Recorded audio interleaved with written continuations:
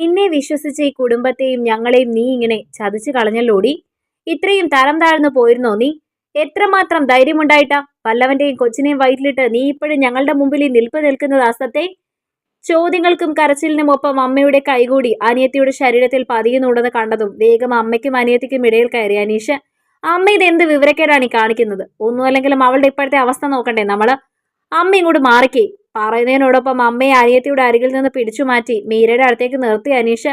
അന്നേരം ഒന്ന് നോട്ടമിടഞ്ഞു അവന്റെയും മീരയുടെയും. സാരമില്ലെന്ന പോലെ കണ്ണുകൾ ചിമ്മി തന്നെ ആശ്വസിപ്പിക്കുന്നവളെ പ്രണയത്തോടെ നോക്കിയവനും. ഇനി നമ്മൾ എന്തു ചെയ്യും മോനെ? പൊട്ടിപ്പിളർന്ന് കരഞ്ഞു അമ്മ. അമ്പിളി, നിന്റെ വയറ്റുള്ളത് ഗോപന്റെ കുഞ്ഞു തന്നെയല്ലേ? കുഞ്ഞെന്ന് കരുതി ഇത്ര നാളും കൊഞ്ചിച്ചുകൊണ്ട് നടന്നവളുടെ മുഖത്തേക്ക് നോക്കി തുറന്നു ചോദിക്കുമ്പോൾ തന്റെ ഉള്ളിൽ എന്താണെന്ന് അനീഷിന് തന്നെ അറിയില്ലായിരുന്നു. ഏട്ടൻ എന്നോട് പൊറുക്കണം, അറിയാതെ പറ്റിപ്പോയതാ. കാൽക്കൽ പിടിച്ച് കരയുന്നവളെ മിഴിച്ചൊന്ന് നോക്കിയവൻ. എന്നാണ് അമ്പിളി അറിയാതെ പറ്റിപ്പോയത്? വിവാഹത്തിന് മുൻപ് നിന്റെ വയറ്റിലൊരു കുഞ്ഞുണ്ടായതാണോ? അതൊരിക്കലും അത് നീയും അവനും അറിയാതെ സംഭവിക്കില്ല. കൂടുതൽ പറയിപ്പിക്കരുത് നീ എന്നെ കൊണ്ട്. ദേഷ്യം അടക്കി പിടിച്ച് അനീഷ് പറഞ്ഞതും അമ്പിളിക്ക് അടുത്തേക്ക് എത്തിയിരുന്നു അമ്മ വീണ്ടും. നീ നിന്റെ ഏട്ടനെയും അവൻ കെട്ടാൻ പോകുന്ന നിന്റെ അമ്മാവന്റെ മകൾ മീരയും കണ്ടോ? ഒരു കൂരയ്ക്ക് കീഴെ വർഷങ്ങളോളം ഒന്നിച്ച് താമസിച്ചിട്ടും പരസ്പരം അത്രയും ഇഷ്ടമായിട്ടും എന്തെങ്കിലും ഒരു മോശം പ്രവൃത്തി അവന്റെ ഭാഗത്തു നിന്ന് മീരയോടുണ്ടായത് നീ കണ്ടിട്ടുണ്ടോടി? ഏത് കാര്യത്തിനുമുണ്ട് ഒരു നേരും നെറിയും കാലവുമെല്ലാം. നിനക്ക് ഗോപനെ അത്രയ്ക്ക് ഇഷ്ടമായിരുന്നെങ്കിൽ അതിവിടെ ഞങ്ങളോട് പറയണമായിരുന്നു. അല്ലാതെ അവനോടൊപ്പം അവൻ വിളിക്കുന്നിടത്തെല്ലാം ചെന്ന് വയറും വീർപ്പിച്ച് വരികയല്ല ചെയ്യേണ്ടത്. മതി പറഞ്ഞത് അമ്മേ, നിർത്ത്. നിർത്താൻ ഭാവമില്ലാതെ അമ്മ തുടർന്നതും അമ്മയെ തടഞ്ഞ അനീഷ് അമ്പിളിയെ നോക്കി. നിന്റെ കല്യാണം എത്രയും വേഗം ഗോപനുമായി നടത്താനുള്ള കാര്യങ്ങൾ ചെയ്യാൻ ഞാൻ. ഒരു തീർപ്പെന്ന പോലെ അനീഷ് പറഞ്ഞതും വിടർന്നു അമ്പിളിയുടെ മുഖമെങ്കിലും അമ്മയിൽ ദേഷ്യം തന്നെയാണ്. അതെങ്ങനെയാടാ ശരിയാവുന്നത്? നിന്റെ മീരയുടെയും കല്യാണം നടത്തിയിട്ടല്ലേ ഇവളുടെ കല്യാണം നടത്തേണ്ടതുള്ളൂ? മീരയ്ക്ക് അമ്പിളിയേക്കാൾ വയസ്സുണ്ട്. അതുമാത്രമല്ല, നിന്റെ ആങ്ങളെയും ഭാര്യയും മരിക്കുമ്പോൾ എന്റെ കയ്യിൽ ഏൽപ്പിച്ചതാണ് എന്റെ മീരെ. അമ്മായിയല്ല, അമ്മ തന്നെയാണ് ഞാൻ അവൾക്ക്. ആദ്യം അവളുടെയും നിന്റെയും കല്യാണം, അത് കഴിഞ്ഞ് മതി അമ്പിളിയുടെ. വാശിയോട് പറയുന്ന അമ്മയെ സ്നേഹത്തോടെ നോക്കി മീരയും അനീഷും. അമ്മയെ ഞങ്ങളുടെ വിവാഹം നടത്താൻ ഇപ്പോൾ പറ്റില്ലെന്ന് അമ്മയ്ക്ക് അറിയില്ലേ? മീരയുടെ ജാതക പ്രകാരം ഇനിയും 5 മാസം കഴിയണം ഞങ്ങളുടെ കല്യാണത്തിന്. അത്രയും നാൾ അമ്പിളിയെ ഇവിടെ നിർത്തിയാൽ വിവാഹത്തിന് മുമ്പേ ഗർഭിണിയായവളെ പറ്റി നാട്ടുകാരും കുടുംബക്കാരും ഏറെ കഥകൾ പാടും. അതും വേണോ? അനീഷിന്റെ ചോദ്യത്തിന് അമ്മ നിശബ്ദയായതും ഗോപന്റെ വീട്ടിൽ വിവാഹക്കാര്യം സംസാരിക്കാൻ തീരുമാനിച്ചു അനീഷ്. അനീഷിന്റെ തൊട്ട അയൽവാസിയും സുഹൃത്തുമാണ് ഗോപൻ.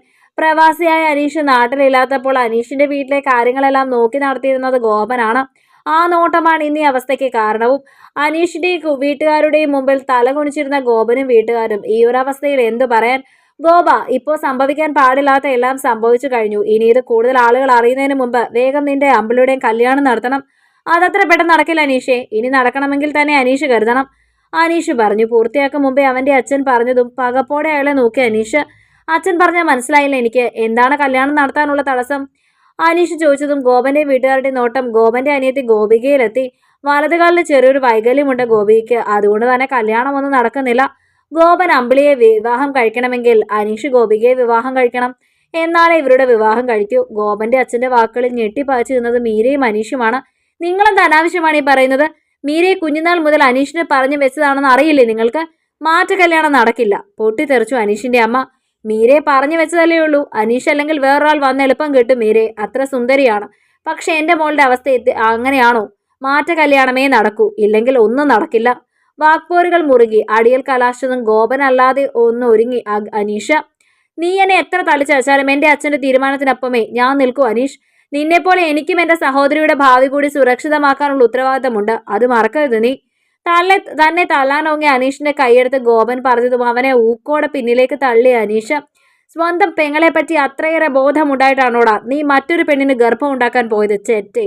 ദേഷ്യം തിളച്ച അനീഷ് ചോദിച്ചതും ഗോപന്റെ നോട്ടം ഒന്ന് അമ്പിളിക്ക് നേരെ ചെന്നതും തലകുനിച്ചവൾ വേഗത്തിൽ. അനീഷേ മോനെ, വേണ്ടടാ, വാ പോകാം. വഴക്കടിയിൽ കലാശിക്കുമെന്ന് തോന്നിയതും അനീഷിനെ വലിച്ചുകൊണ്ട് ഇറങ്ങിപ്പോയമ്മ.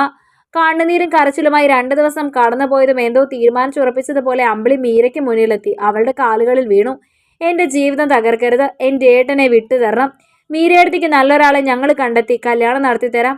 എന്റെ ജീവിതം ഇല്ലാതാക്കരുത്. ഏടത്തി പിന്മാറിയാൽ ഏട്ടൻ ഗോപികയെ വിവാഹം കഴിക്കും. ഞങ്ങൾക്ക് ഉറപ്പാണ്. ഏടത്തിയെ വിവാഹം കഴിച്ചാലും ഏട്ടന് സൗഭാഗ്യങ്ങളൊന്നും കിട്ടില്ല. മറിച്ച് ഗോപികയെ കെട്ടിയാൽ എന്റെ ഏട്ടൻ ഇനിയൊരു പ്രവാസിയാവേണ്ടി വരില്ല. ഞങ്ങളുടെ ജീവിതത്തിൽ നിന്നും ഒഴിഞ്ഞു തരണം പ്ലീസ്. കരച്ചിലിന്റെ അകംവഴി വിട്ടൊഞ്ഞ് ഉറപ്പോടെ പറയുന്ന അമ്പിളിയെ ഞെട്ടി നോക്കിയ മീര പകപ്പോടെ കണ്ടു വാതിൽക്കൽ അമ്പിളിയുടെ സംസാരം കേട്ട് യാതൊരു ഭാവഭേദവും ഇല്ലാതെ നിൽക്കുന്ന അമ്മയെ. അമ്മയുടെ മുഖത്തു നിന്നും അറിയാം അമ്മയും ആഗ്രഹിക്കുന്ന അതാണെന്ന്. അനീഷിന്റെ നന്മയല്ലേ മോളെ നിനക്ക് ആവശ്യം? അമ്മയുടെ ആ ചോദ്യത്തിൽ വല്ലാതെ വിയർത്തു പോയി മീര. അമ്പിളിയുടെ സംസാരത്തിലെ ഞങ്ങളിലെ ഒരാൾ അമ്മ തന്നെയാണ്. ഒന്നുമില്ലാതെ തന്നെ ഒഴിവാക്കി മകനും മകൾക്കും നല്ല ഭാവി തേടുന്ന അമ്മ. നിറഞ്ഞൊഴുകി അവളുടെ കണ്ണുകൾ. ഞാൻ മാറിത്തരാം അമ്പിളി. വിതുമ്പുന്ന ചുണ്ടോടെ മീര പറഞ്ഞതും ഒരു വിജയസ്മിതം തെളിഞ്ഞു അവരമ്മയിലും മകളിലും. അമ്മ അപ്പോഴേ പറഞ്ഞില്ലേ മോളെ, മീര മോൾക്ക് കാര്യം പറഞ്ഞാൽ മനസ്സിലാവുമെന്ന്.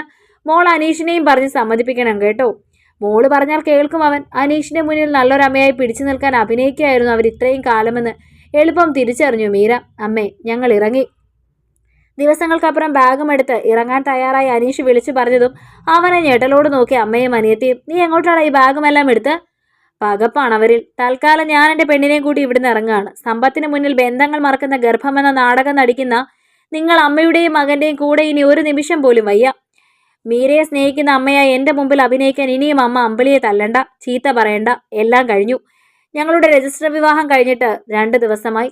ഗോപികയെ കൊണ്ട് എന്നെ വിവാഹം കഴിപ്പിക്കാനുള്ള നിങ്ങളുടെ ഗർഭനാടകവും മീരയെ വല്ലാതെ സ്നേഹിക്കുന്ന എൻ്റെ അമ്മയും എല്ലാം ഞാൻ ഈ ഒരു ദിവസം കൊണ്ട് തിരിച്ചറിഞ്ഞു കഴിഞ്ഞു. ഇനി ആ വേഷങ്ങൾ അഴിച്ചോളൂ നിങ്ങൾ.